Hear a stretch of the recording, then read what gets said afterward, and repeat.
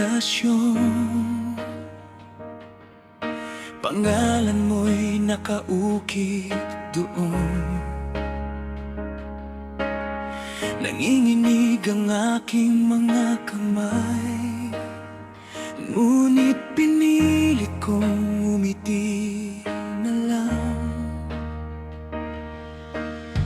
Akala ko'y handa na ang puso na makita kang may ibang kasama.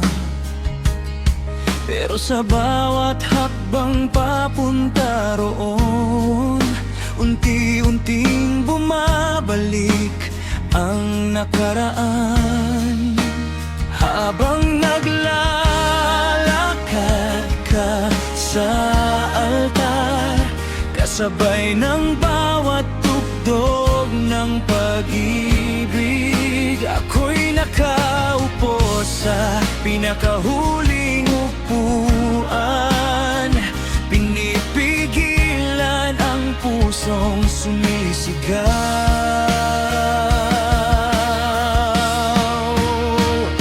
Tumulong ang luha habang sinasabi mong I do.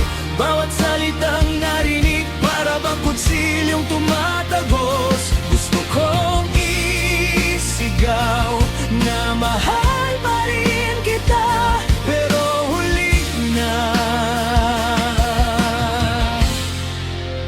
May iba ka na.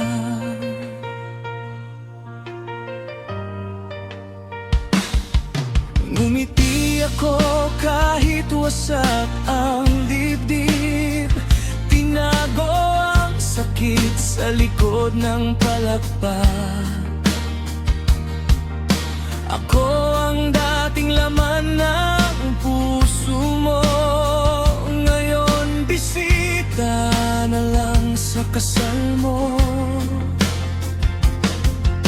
Nakita kitang masayang nakatingin sa lalaking pinili mong makasama. Naalala ko ang mga pangarap natin, na ngayon siya nang tumutupad.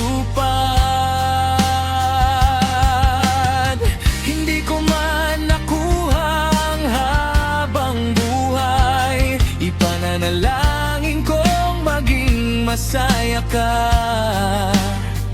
Dahil ang tunay na pag-ibig minsan marunong ding magpaalam.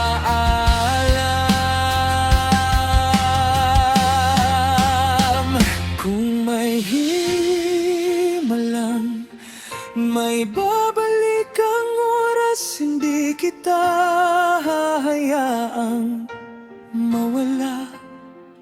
Pero ang simbahan ay puno ng sayang, at ako'y naiwan sa katahimikan.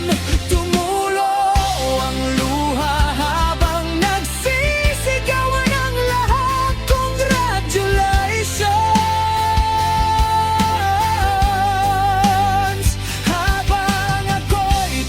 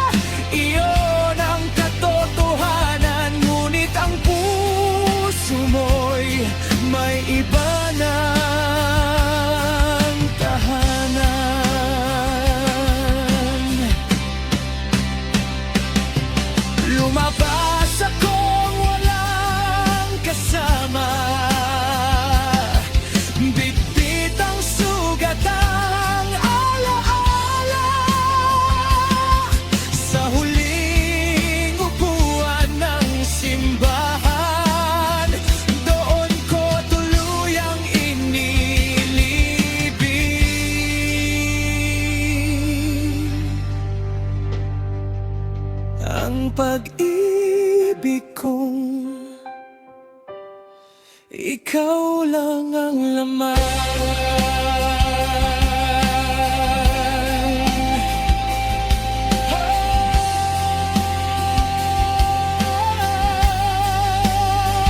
Salamat sa imbitasyon, hindi para makita kitang ikinasal, hindi para matanggap kong hindi na talaga ako ang